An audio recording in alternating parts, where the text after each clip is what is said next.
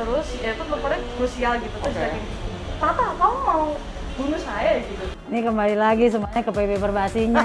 Ya elah, kayak nggak tahu aja lo Bel. Iya. Aku nggak tahu kriteria milih si A jadi pelatih nasional tuh gimana sih? Lu nggak kuat mental mah hancur. Lu Tata dulu kan sering nggak kuat mental nih. Lu ngapain dredeg gue bilang?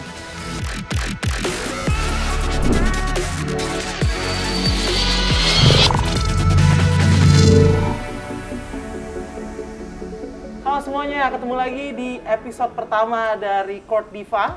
Hari ini kita talk show pertama, kedatangan dua orang bintang tamu yang udah pastinya pemain basket di Indonesia, khususnya putri, udah nggak asing lagi. Yang pertama ada Kalisa Rastafari.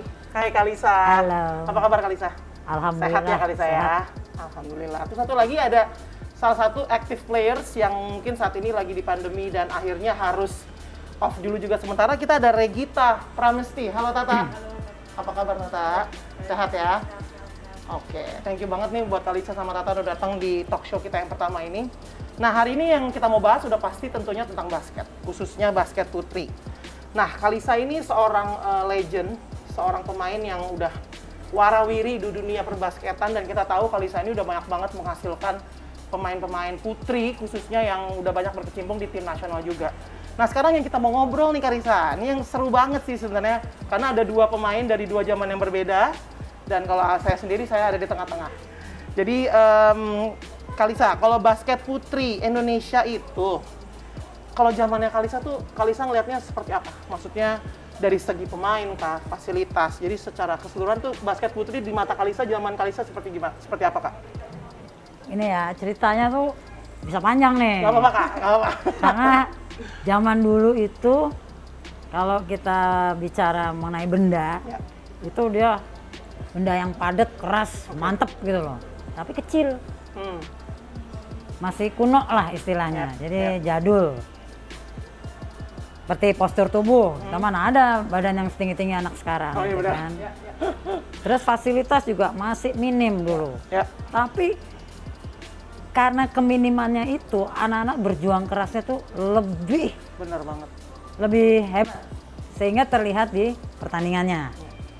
Tidak mau kalahnya, fight-nya gitu. Tidak mudah patah gitu. Betul Kak. Nah kompetisinya pun zaman saya beda sama kompetisi yang zaman sekarang. Dulu tuh nggak ada liga pro-proan gitu, nggak ada. Ada ya Kak ya? Kejurnas, antar daerah. Oh, lebih bawa nama daerah ya kalau Iya, zaman lebih dulu banyak ya gitu. Kak ya? Terus antar sekolah juga banyak dulu. Oke. Kan sekarang sedikit banget. Ya. Sebelum ada DBL-DBL-an itu, DBL aja itu pemilihan. Nggak bisa bebas merdeka kan yang ikut kan. Ya, Ada ya. persyaratan ini. Kalau dulu kan nggak ada. Pokoknya lo status di sekolah ini tanding-tanding. Nah, dari tanding antar sekolah, ada Popsi dulu yang Oh, mantau. Popsi legendary itu. Nah, kan, yang bagus dari antar sekolah itu diambil Oke. untuk latihan di klub yang dulu.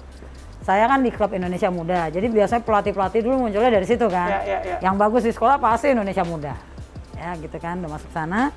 Nah barulah ke timnas. Oke, jadi lu tahapannya Jenjangnya tuh tahapnya ya, selalu Kak, ya? gitu, Popsi masuk klub yang dulu ada BCA juga namanya, BCA. klubnya Weliana. Waduh, legend semua. Wah itu tuh. orang tua di Guys. atas saya lah itu, tuh Kak Joni Prananto dulu yang pegang tuh. Dua klub itu aja selalu bersaing. Nah itu PON, habis PON tim SEA Games.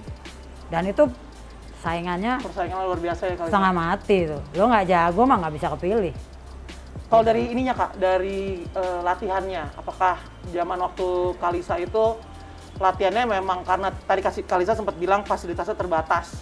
Jadi intensitas latihannya apakah seperti di zaman sekarang yang bisa setiap hari atau malah kayak mesti cuma seminggu 2 kali atau 3 kali gimana Kalisa? Dulu latihan kita tiap hari, Tiap hari jadi juga ya? pagi sore lagi. Wah. Jadi nggak cuma sehari. Kalau sekarang kan cuma sekali kan kadang-kadang kan. Iya. Jadi kalau saya pernah bilang saya pengen seminggu 10 hari bukan 7 hari. Karena pengen buat istirahat Tapi yang akan sisa. 7 hari pasti kurang. Kurang. Karena Senin pagi sore, Selasa pagi sore gitu. Nggak ada libur seperti di timnas sekarang kan ada Rabu sore libur katanya. Ya. Sabtu sore libur sama Minggu. Belum nggak ada. Minggu doang liburnya kita boleh pulang, Sabtu sama Minggu sore. Terus perlengkapannya pun dulu mana ada seperti ada leather, apa yang kon gitu nggak pakai. Yang Dulu rubber band juga nggak ada ya Kalisa dulu. Tarik-tarik badan pakai ya rubber itu kan, Ya, terus betul. apa yang buat Resistant band ya benar. yang buat kaki juga tuh Banyak Zaman kan dulu tuh sekarang Kalisa tuh bener-bener kayak bukit. apa yang ada aja dimanfaatkan, dimaksimalin. Di Senayan tuh kan ada bukit, Iya, lari bukit aku juga pernah. lari dapet bukit derita kita bilang itu. Bukit sama tangga, udah itu. Waduh, itu. Jadi bener-bener cuma Sama pakai weight yang ada. weight training itu ada betul. kita. Tapi juga simple aja, cuman leg press, chest press gitu-gitu aja. Nggak kayak sekarang apa juga nggak ngerti tuh saya. Iya, Pakai iya. bola lah, pakai Waduh, apa. pakai nggak medicine ngerti. ball apa gitu-gitu ya. Jadi Kak? pokoknya beda banget. Benar-benar. Terus kalau yang ini Kak, yang terakhir, jadi kalau dari persiapan latihan, fasilitas latihan, kompetisinya tuh kayak gimana sih Kak dulu? Nggak ada blast atau memang ada lah tapi cuma antara SMA aja, jadi nggak ada Gini. profesional, nggak ada apa gitu Kak? Memang nggak ada. Sama sekali nggak ada. Liga Pro tuh nggak ada. Ya, Oke. yang kayak Kopanita, Serikandi itu nggak ada dulu. Oke. Dulu sistemnya kayak turnamen. Oke.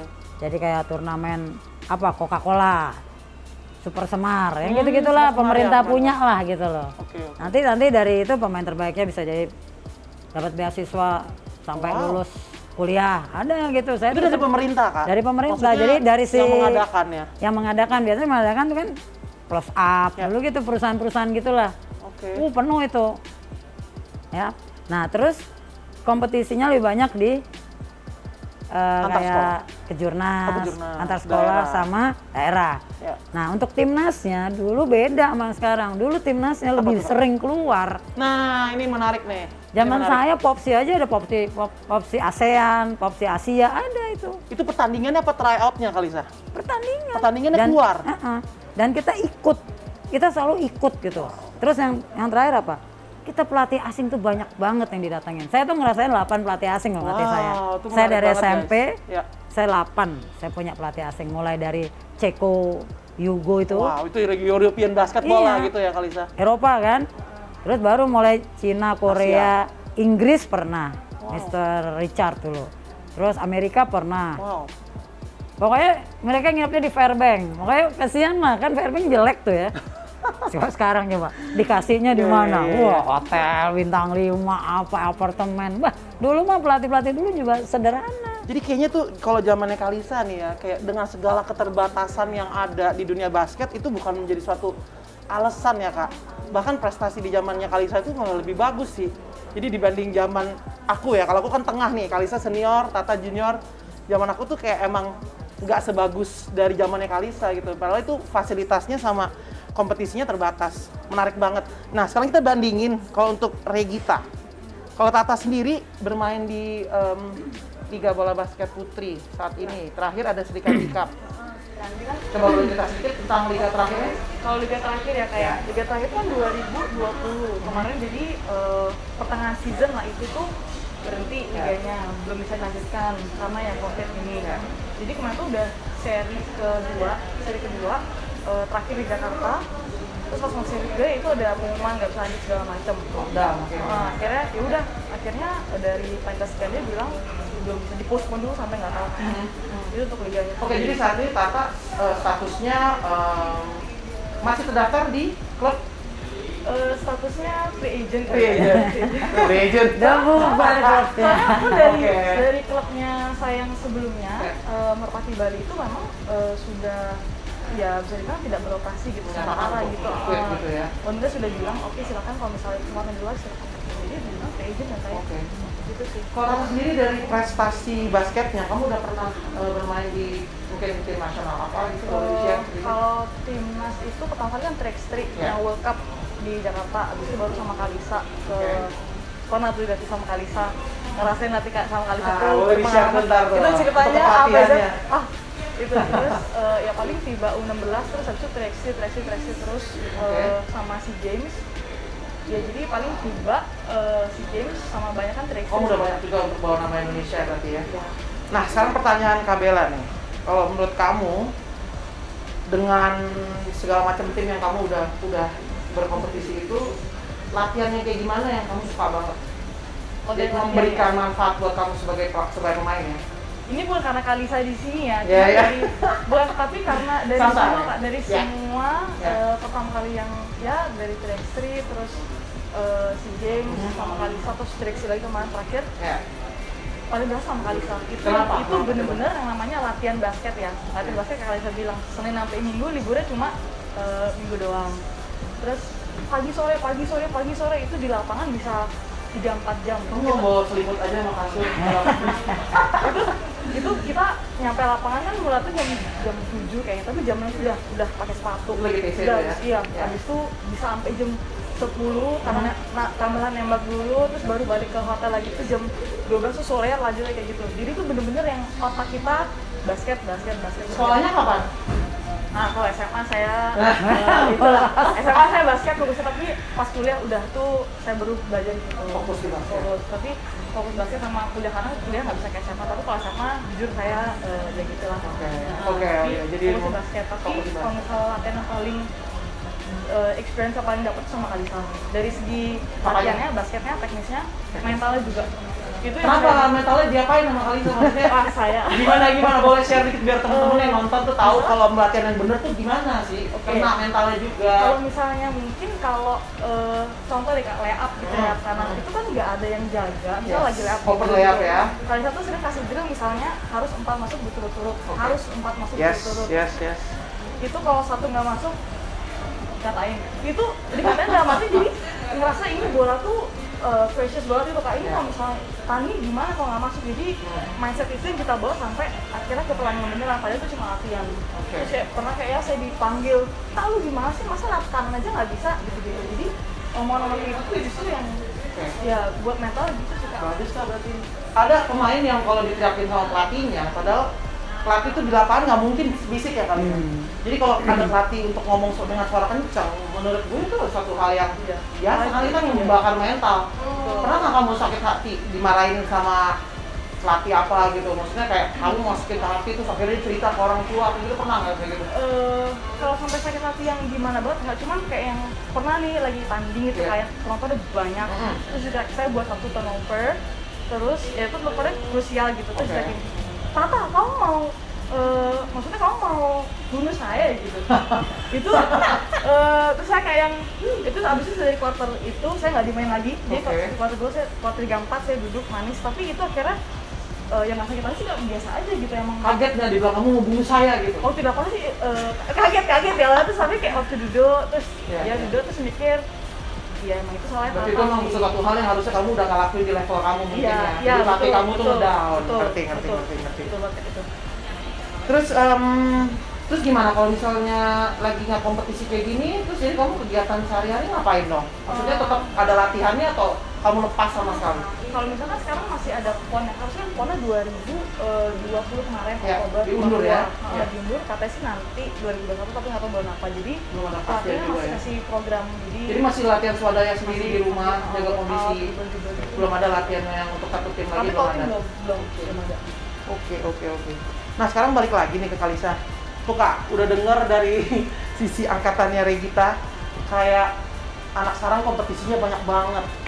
Terus ikut pertandingan luar negeri juga banyak gitu. Nah terus kalau menurut Kalisa, kenapa sih ya kalau basket putri kita nih sekarang menurut aku sih kayak jalan di tempat aja gitu. Maksudnya belum ada 1-2 hal yang berbeda. Mungkin kalau menurut Kalisa sendiri, zaman gua sama zaman sekarang sama aja nih. Itu menurut Kalisa kenapa tuh Kak?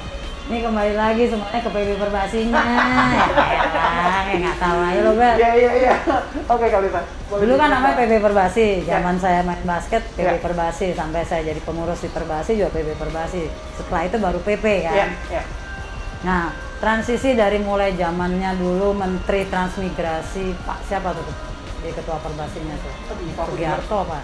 Iya. Habis itu siapa? Menteri Harmoko.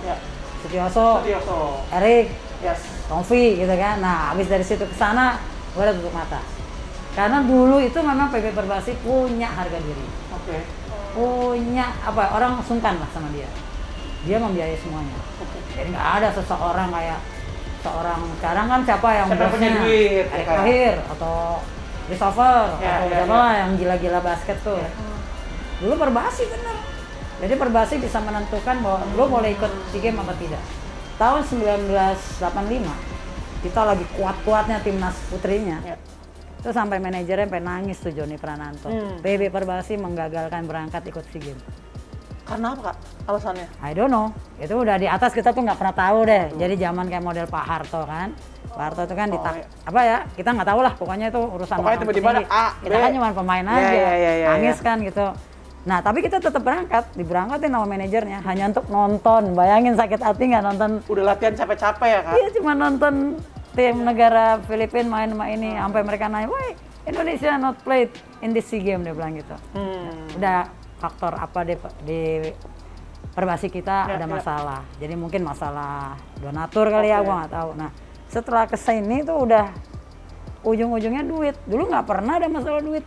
Tinggal kita ngomong mau Perbasi, ada kejuaraan apa namanya FIBA Asia di sini. Udah bentuk timnas, latihan, bentuk ini. Kesininya kan udah mulai pakai lisensi kan, kriteria untuk. Benar, saya tuh waktu itu masih udah finish jadi pemain. Saya pengurus kan, sebenarnya saya di SDM kan, untuk sertifikasi pelatih dan wasit. Nah, itu saya benar-benar bikin kriteria untuk menjadi wasit nasional, wasit kelas daerah, wasit FIBA. Saya bikin program untuk bikin standar lah ya, standar di supaya juga ya. Tidak ada orang ngomongin gitu kan, nggak ada ngomongin, kok dia sih pelatihnya gitu. Ada kriteria, bikinlah. Tapi terus kesini itu hilang. Sekarang coba nunjuknya. Atas dasar apa?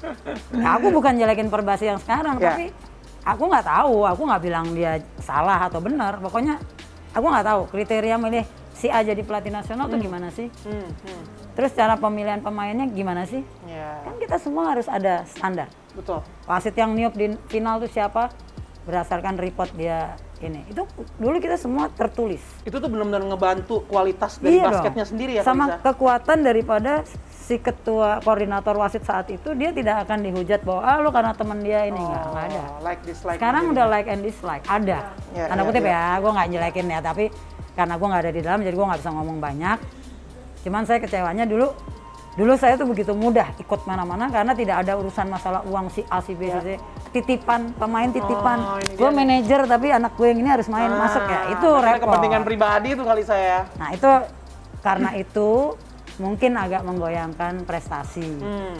Buah si Malakama juga sih bela ya karena memang apa-apa tuh di ujung-ujungnya uang. Tapi kenapa dulu bisa gitu loh? Nah itu dia tuh yang menarik tuh Kalisa. Dulu bisa, kita tuh hanya pokoknya kumpul main, duit nggak dipikirin aja. Tapi memang kita dulu nggak ada mikir gajinya harus sekian, nggak ada. Sekarang kan anak sekarang, gajinya lebih kecil dari klub gua, nah repot. Betul. Itu makanya saya bilang nggak bisa disalahin 100% juga Perbasi karena keadaan. Kayak Bella tadi nanya, kok Kalisa dulu bisa kuat gini anak sekarang gini. Ya beda. Zaman gue sekolah 12:30 selesai. Anak sekarang sampai sore. Sampai jam 4, jam 3 sore. Belum PR-nya, belum tambahannya. Ya itulah zaman perkembangan now zaman. Tuh susah. Belum gadgetnya. Dulu mana ada HP. Sosial media lagi sekarang kan. Iya, banyak. Jadi susah lah. Jadi kita nggak bisa, tinggal kita mengemasnya aja gimana. Kalau kita pinter dan fair gitu ya. Terus tidak ada pandemi. Mungkin bisa lah, apalagi ketemu orang-orang yang masih peduli sama basket kayak gini, saya support kalian tuh. Mau apalagi untuk basket putri ya. Basket putri itu kan pemainnya minim lah. Mereka kelihatan bagus dikit aja, bisa lari dikit, bisa loncat tinggi dikit aja udah kepilih pemain nasional. Ya elah. Kalau dulu pemilihan tuh kayak ketat banget ya kali saya. Begitu ketemu pemain yang keras, nangis.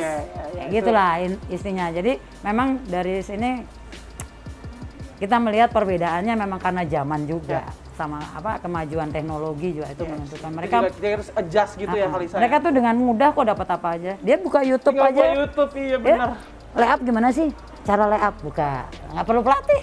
Tapi ya itu jadinya begitu ketemu pelatih yang benerannya. Kayak aku yang nggak bisa lihat orang nggak perfect. Layup begini bisa jadi pemain. Pasti kaget. Di mata gue malu bukan apa-apa. Saya kalau ngomong kan nyablak ya.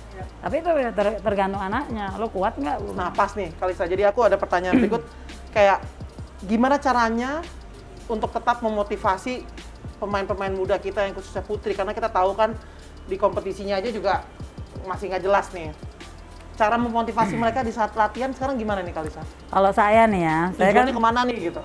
Awalnya dulu kan saya di IM tuh megangnya putra doang. Kenapa putra doang?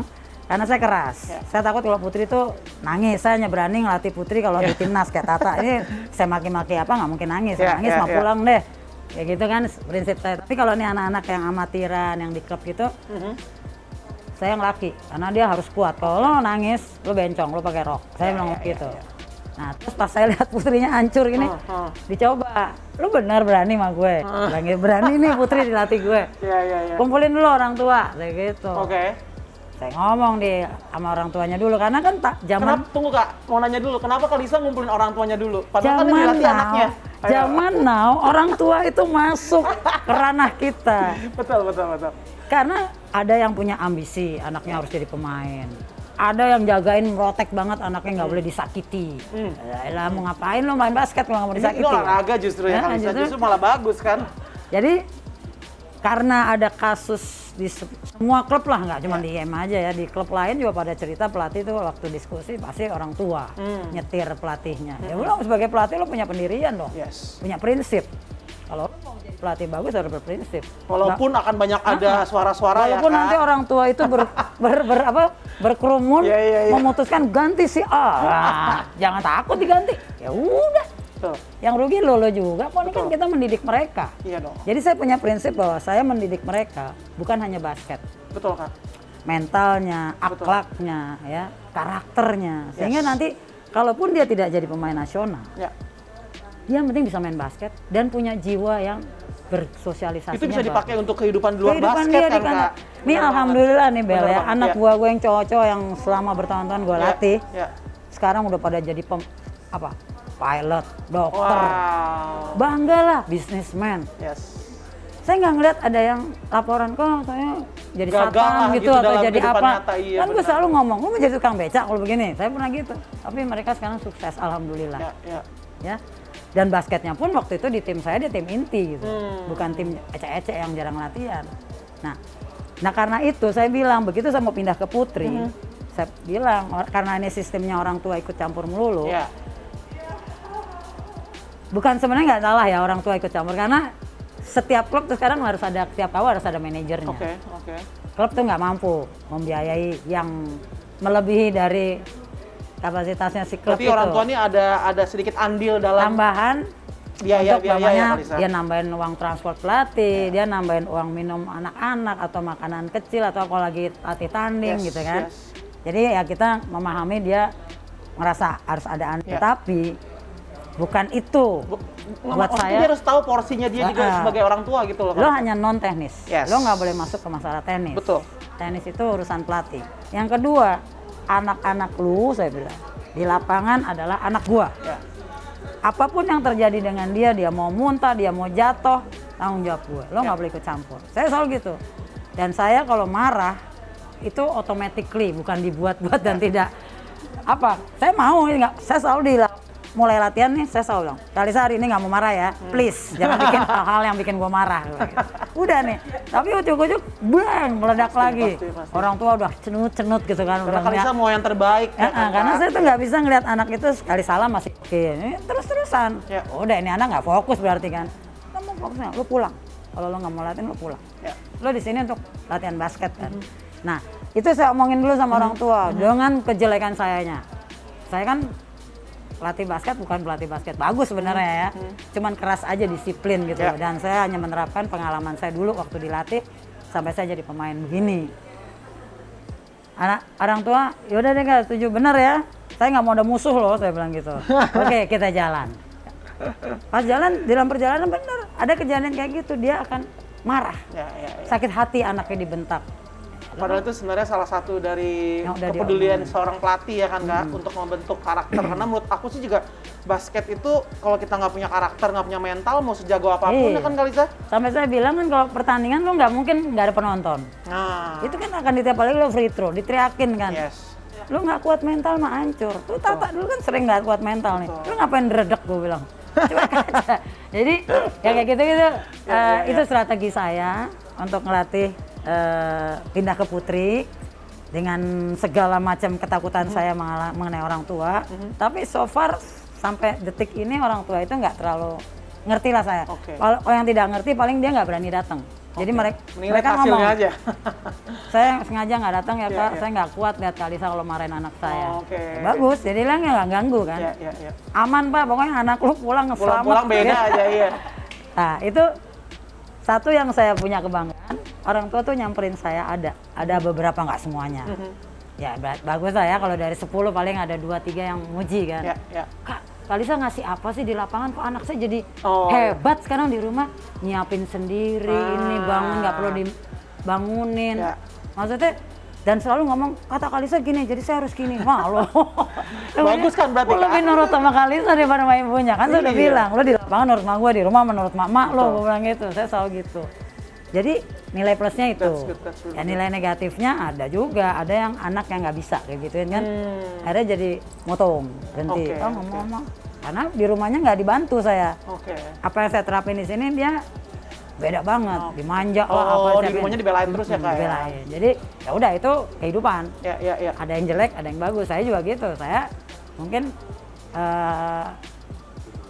negatifnya banyak juga soal yang marah-marah itu.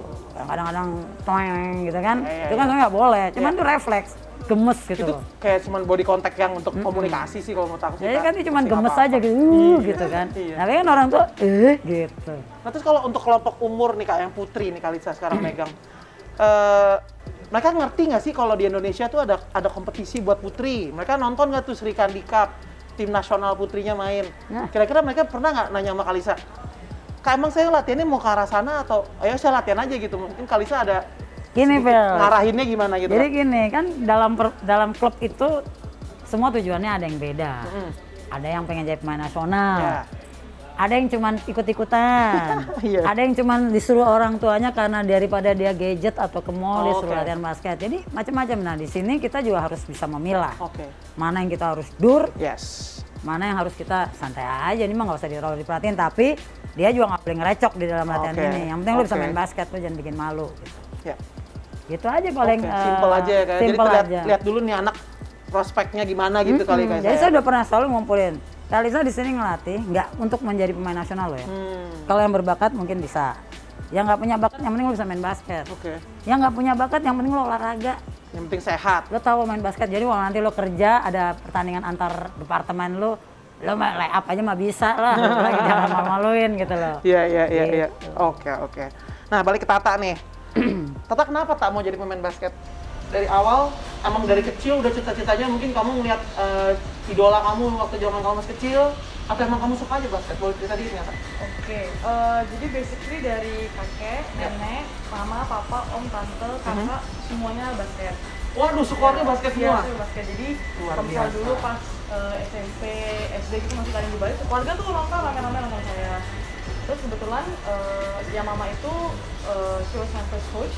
Jadi waktu di klub Merpati dulu masih yang yayasan, mami yang melatih waktu pertama. Jadi waktu kelas 2 SD itu 2 SD, mami yang melatih dari yang coba tiba-tiba ya dasar-dasar lah gitu. Akhirnya ya setiap pulang sekolah diantar latihan, akhirnya dia udah keterusan. SMA mulai diseriusin tuh karena mulai ikut tanding keluar. SMP deh, kelas 3 mau tanding keluar, merasa oh basket nih, karena basket bisa ke luar kota nih, dari yang nggak pernah naik pesawat bisa naik pesawat. Jadi kayaknya basket bisa menjadi something gitu ya buat saya. Jadi ya seriusin gitu deh Kak. Jadi akhirnya kamu terusan sampai sekarang ya? Iya. Pemain idola kamu siapa di Indonesia? Putri? Yang kamu contoh jadi panutan mainnya, orangnya. Siapa? Mungkin kalau misalnya mama saya waktu itu ngobrol sama saya, mama saya ini pengen sama Kak Lisa. Iya, mama saya waktu ngobrol gitu, iya Kak Lisa dulu gini. Mama kamu pemainnya dulu ya? Iya, berarti kayak sampai level pon aja lah gitu. Berarti mama kamu pasti tahu Kak Lisa. Tahu Kak Lisa, tahu Kak Lisa. Mungkin kalau misalnya saya zaman Kak Lisa, ngapain sama Kak Lisa. Cuman kalau misalnya sekarang itu ya Kak, kalau dari segi skill ya, skill yang kalau misalnya kadang main kayak sampai nggak percaya itu Kak Debbie. Natasha Debbie. Iya, itu gara-gara Kak Debbie. Kadang-kadang saya kalau latihan bareng kayak bisa kayak gitu. Tapi selain itu ada Kak Dita, Kak Agus Dita, sama Cita. Karena sama Cita saya dari bareng-bareng, dari yayasan bareng dari kecil, tahu Cita orang kerja kerasnya apa sampai sekarang sama kayak gitu. That's why mungkin saya idolain Cita. Kalau Kak Dita, on and off the court-nya. Jadi kalau misalnya itu ngomongnya keras ya keras, pemainnya ya maksudnya dia dibilangnya bukan nyablak, tapi kayak diomongin apa sebenarnya gitu. Apa adanya orangnya. Di dalam lapangan tuh jadi kayak kakak. Sebenarnya 3 pemain itu sih Kak. Oke. Nah kalau misalnya kamu sendiri nih, maksudnya kan sekarang kamu masih bisa main lah, umur kamu masih bisa banget lah ya. Nah kalau misalnya misalnya corona selesai, kira-kira kamu masih tetap jadi pemain profesional di Indonesia nggak? Masih mau. Masih mau. Karirnya masih di basket sih. Pasti masih nih ya. Jadi untuk sekarang ini memang yang harus bersabar-sabar dulu aja. Terus kamu harapannya gimana sama kompetisi putri kita di Indonesia? Apakah ya udahlah ada syukur, nggak ada syukur, atau fokus kayak Kalisa bilang langsung aja ke daerah, PON tadi kamu bilang, sama untuk SEA Games, Asian Games. Menurut kamu gimana? Kamu harapannya apa sama kompetisi putri di Indonesia? Kalau untuk kompetisinya, kayak kompetisinya sendiri sih pastinya pengen lanjut dulu. Misalkan ya itu paling short term goalnya itu dulu, yang lanjut dulu, beresin seasonnya dulu. Terus mungkin kalau misalnya, ya saya pribadi kalau misalnya untuk basket putri semuanya gitu ya, lebih mungkin dari segi pembinaannya, dari pembinaan, terus mungkin lebih sering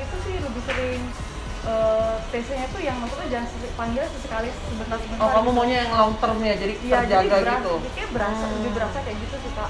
Maunya TC-nya jangka panjang kali saya. Soalnya kalau misalnya kayak seminggu panggil, terus balikin, itu udah hilang lagi kita belajar, terus panggil lagi, jadi karena ada kayak Oke. gitu sih. Tapi perlu nggak menurut kamu ada kompetisi putri lagi di Indonesia? Maksudnya Sri Kandi Cup oke. Apakah kamu mau yang lebih hype lagi dong Kak? Atau misalnya ya udah deh yang ada aja, nggak perlu amat gitu. Menurut kamu gimana? Kalau misalnya untuk cari hype-nya sih, menurut saya Sri Kandi kemarin sudah, dan maksudnya progresnya dari yang waktu itu pertama kali kan saya main WIBL 2016. Oke.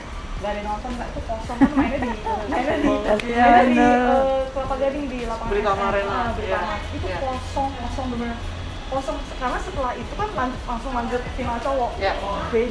Bedanya bener kayak cowok full. Pas cowok main langsung ngisi semua. Yang itu kosong sampai kayak ini pertandingan apa bukan. Jadi terus semakin kesini ada Sri Kandi gitu ya, engagement ke fansnya lebih oke sih, maksudnya lebih fokus ya untuk putri, khusus putri aja. Menggaungkan lagi loh basket cewek seperti ini gitu. Jadi maksudnya sudah baik, cuma akan lebih baik lagi. Mungkin satu sih harapannya tuh mungkin kalau di Indonesia gitu, kalau misalnya kita lagi di luar, di Amerika tuh semua ada levelnya Kak. Misal dari mereka mereka SMA, high school, lulus mereka main NCAA, habis itu baru mereka main WNBA gitu. Nah di Indonesia ini kayak main gitu ya, kadang ada pemain SMA bisa main Sri Kandi. Ya bisa main Sri Kandi gitu, jadi ya nggak kurang, maksudnya ya gitu kan, levelnya kayak jadi permainannya juga jadinya nggak mateng kali ya Kalisa. Kalau menurut Kalisa gimana? Bedanya di Indonesia, di Asia Tenggara tuh kalau saya pernah ngobrol sama orang Malaysia, sama orang Filipina, Thailand tuh mereka tuh tidak ada banyak anak klub tuh, nggak ada. Di sana dikit banget klubnya. Dia hanya sekolah, university, nasional. Sehingga kalau TC jangka panjangnya mereka tuh hanya libur 2 minggu, TC lagi panjang tahun. Itu yang membuat prestasi dia tuh bagus. Padahal mereka nggak punya kompetisi ya Kak? Nggak ada. Dia kompetisinya hanya di sekolah sama university. Kompetisi profesional maksud aku nggak ada ya Kak? Nggak ada. Nah, kecuali itu ya Filipina cowok ya. Filipina cowok. Negara Asia Tenggara yang lain saya tanya, mereka tuh nggak ada klub-kluban gitu, nggak ada. Menurut Kalisa perlu nggak Kak kompetisi putri di Indonesia nih?